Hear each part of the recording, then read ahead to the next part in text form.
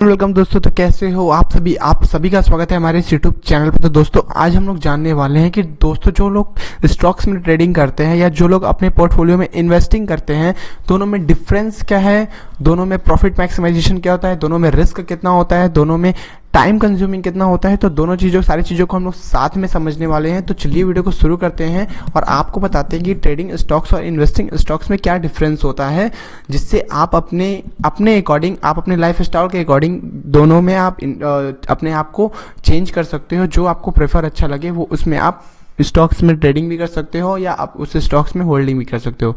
तो चलिए सबसे पहले हम लोग जान लेते हैं चैट जीटीपी से हम लोग पूछते हैं क्या करना है भाई, हु इज़ द बेस्ट।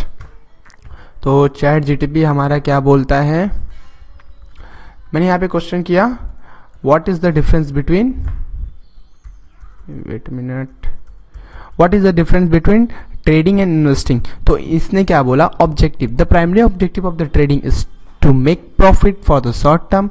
हमको पता है कि ट्रेडिंग में जो हम लोग ट्रेडिंग करते हैं वो शॉर्ट टर्म के लिए होता है। उसमें हम लोग किसी भी स्टॉक्स को मार्केट ओपनिंग टाइम में और मार्केट क्लोजिंग टाइम से पहले हमको उसको बाई करना होता है, सेल करना होता है, जिसमें हमें वो प्रॉफिट हो जाता है और लॉस भी हो जाता है। टाइम फ्रेम बेसिकली हम लोग को जब शॉर्ट टर्म के लिए ट्रेडिंग करना है तो मैक्सिमम हम लोग 6 घंटे की मार्केट ओपन रहती है, उसमें हम लोग क्या देखते हैं कि 10 minute time frame, 15 minute time frame या 1 घंटा या आधा घंटा, हार्डली यही टाइम फ्रेम हम लोग यूज़ करते हैं। लेकिन जब हम लोग लॉन्ग टर्म के लिए जब हम लोग इन्वेस्टिंग करते हैं तो हम लोग मैक्सिमम वॉच करते हैं डेली टाइम फ्रेम का या मंथली टाइम फ्रेम का या वीकली टाइम फ्रेम का।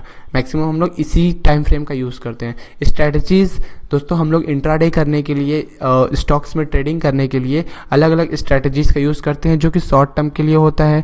लॉन्ग टर्म में भी हम लोग स्ट्रैटेजीज़ का यूज़ करते हैं। MACD हो गया, RSI हो गया, ये सारी चीज़ें लॉन्ग टर्म में भी काम आती हैं टाइम फ्रेम चेंज करने के बाद। तो इस चैट जीटीपी से उतना कुछ खास रिजल्ट हमें समझ में नहीं आया, तो हम लोगों ने कोरा पे पूछा, कोरा पे मुझे एक आंसर मिला है, how do you differentiate between trading stocks and investing stocks.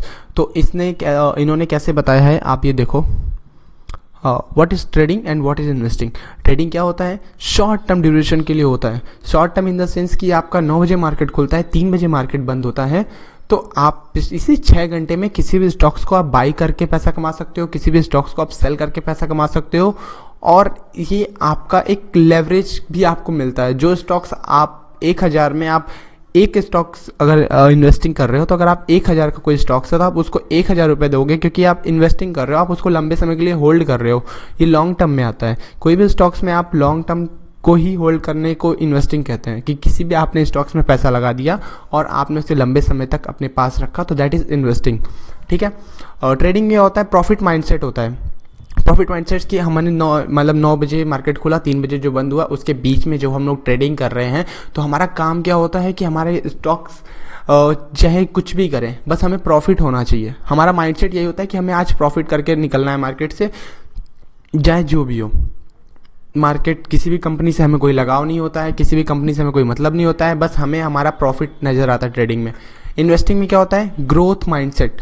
जो भी हम लोग इन्वेस्टिंग करते हैं, जो भी हम लोग किसी भी शेयर को होल्ड कर रखते हैं, उससे हम थोड़ा सा इमोशनली भी कनेक्ट हो जाते हैं और कोशिश करते हैं कि वो स्टॉक्स एक ग्रोथ माइंडसेट होता है। मतलब कभी भी होता है लंबे समय के लिए यार, एक कभी भी चार्ट जो होता है वो एक टाइम लॉन्ग टर्म में ऊपर ही जा रहा है, तो ये अगर हम कोई भी स्टॉक्स 500 में या 200 में खरीदे, आने वाले टाइम में वो 2000 चला गया, तो हम इंट्राडे में उस चीज़ को कैप्चर नहीं कर सकते, पर इन्वेस्टिंग में उस लंबे टाइम फ्रेम के लिए हम लोग उस चीज़ को कैप्चर कर सकते हैं। ये होता है growth mindset. More risk involve, trading में ज़्यादा रिस्क होता है, क्योंकि हम लोग इसमें लेवरेज का यूज़ करते हैं। जो स्टॉक्स 1000 का मिलता है वो हमें 250 का पड़ जाता है, तो हम 4 उठा लेते हैं, तो उसी क्वांटिटी से हमें लॉस भी होता है। तो इसमें हाई रिस्क इन्वॉल्व होता है, इसमें लेस रिस्क इन्वॉल्व होता है, क्योंकि हमें पता है यार कोई भी स्टॉक्स हम खरीदे हैं तो वो थोड़ा सा फ्लक्चुएट तो करेगा ही। ठीक है, तो इसमें लेस रिस्क होता है। बेनिफिट्स फ्रॉम वोलेटिलिटी, ठीक है, तो सॉरी, वोलेटिलिटी होता है, तो जिसमें आप ट्रेडिंग में बेनिफिट्स उठा सकते हो कि कोई भी मार्केट में जो चार्ट्स बनते हैं वो चार्ट्स मूव करते हैं अप एंड डाउन, तो इसमें एक वॉलेटिलिटी होती है मार्केट में, जिसमें आप ट्रेड करके आप तुरंत प्रॉफिट वगैरह रिस्क लेके बना सकते हो। बेनिफिट्स ऑफ स्टेबिलिटी, इसमें क्या बेनिफिट्स मिलती है कि आप किसी भी स्टॉक्स को होल्ड करके रखे हो और आराम से रखे हुए हो और आपने एक अपने माइंड में स्टॉप लॉस लगा लिया है कि ये प्राइस के नीचे आएगा तो हम इसको बेच देंगे, या ये अब अगर ऊपर जा रहा है। बात कर लेते हैं जो कि है मोर टेक्निकल एनालिसिस। इसमें आप ट्रेडिंग में आपको टेक्निकल एनालिसिस करना बहुत ज़्यादा ज़रूरी है। आपको देखना ज़रूरी है कि प्राइस में वॉल्यूम है या नहीं, प्राइस एक्शन क्या बन रहा है, क्या पैटर्न मार्केट में बन रहा है, हमारा इंडिकेटर क्या बता रहा है, स्मार्ट मनी क्या कर रहा है। सारी चीज़ें देखने के बाद आप टेक्निकल एनालिसिस चार्ट में देखने के बाद ही आप ट्रेड में इंटर कर सकते हो। अगर आप एक बिगिनर हो तो आप टेक्निकल एनालिसिस सीखना, उसके बाद आप ट्रेडिंग में आना। और इन्वेस्टिंग में बात कर लेते हैं जो कि एक फंडामेंटल एनालिसिस होता है, जिसमें हम लोग कंपनी के डेटा को देखते हैं, उसके क्वार्टरली रिजल्ट को देखते हैं, उसके एसेट्स और उसके लॉसेस को देखते हैं, उसके डिविडेंड कितना देता है। वो सारी चीज़ें एक फंडामेंटल है कि स्ट्रॉन्ग कंपनी है या नहीं, कंपनी के पास लॉसेस कितना है, कंपनी को पे कितना करना है, और कंपनी के पास एसेट्स क्या क्या है, और ओवरऑल ये प्रॉफिट में है या नहीं। सारी चीज़ें फंडामेंटली देखते हैं, तब जाके हम लोग किसी की भी कंपनी में एक तरीके से इन्वेस्टिंग करते हैं। और अब इसमें क्या अपॉर्चुनिटी है, बाइंग सेलिंग मार्केट वेब्स। हम लोग ट्रेडिंग में क्या कर सकते हो, अगर मार्केट ऊपर जा रही है तो भी आप प्रॉफिट कर सकते हो बाइंग करके, अगर मार्केट नीचे जा रही है तो भी आप प्रॉफिट करके तो भी आप सेलिंग करके मार्केट से प्रॉफिट कर सकते हो। लेकिन इन्वेस्टिंग में क्या होता है, सिर्फ आप अपर के लिए, मतलब सिर्फ आप ऊपर जाने के लिए ही होल्डिंग कर सकते हो, जिसमें आपको प्रॉफिट होगा। अगर आप कोई भी स्टॉक्स को होल्ड करते हो और बाइंग करते हो तो आप उसको प्राइस के ऊपर ही आप उसको बेचो और आराम से आप अपना प्रॉफिट घर लेके जाओ। इसमें दो ऑप्शन होता है, बाइंग और सेलिंग में प्रॉफिट होता है, इसमें सिर्फ बाइंग में प्रॉफिट आपको मिलता है। ये आपको ट्रेडिंग क्यों काम आता है, कैपिटल बिल्ड करने के लिए। जी हाँ दोस्तों, कैपिटल बिल्ड करने के लिए trading is the best way, क्योंकि आपको इसमें ट्रेडिंग में आपको कोई भी 1000 रुपये का स्टॉक 250 में पड़ जाता है, आपको 4x का लेवरेज मिलता है, ठीक है। लेकिन हमारे इन्वेस्टिंग में ऐसा कुछ नहीं है। आप जितने रुपए का स्टॉक से आपको उतने रुपए दे के आपको उस स्टॉक्स को होल्ड करना पड़ेगा और आप लंबे समय के लिए इसको होल्ड कर सकते हो। तो दोस्तों, building capital in the sense कि आप बिगिनर हो तो आप ट्रेडिंग में मत आओ, आप कोशिश करो इन्वेस्टिंग करने की।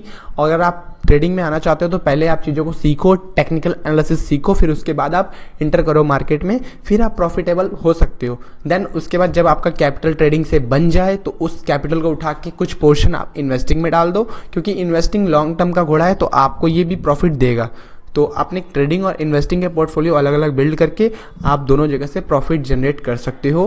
तो आई होप आपको ट्रेडिंग और इन्वेस्टिंग में डिफरेंस समझ में आया होगा। अगर आपको कोई भी डाउट आती है, कोई भी क्वेरी आती है तो मुझे कमेंट करके ज़रूर बताइए, जिसमें मैं आपके डाउट्स को क्लियर करने की कोशिश करूँगा। और मुझे ये भी बताइए कि आपको नेक्स्ट टॉपिक पे किस टॉपिक पे आपको वीडियो चाहिए। तो मिलते हैं नेक्स्ट वीडियो में, तब तक के लिए जय हिंद, जय भारत। मिलते हैं नेक्स्ट वीडियो में।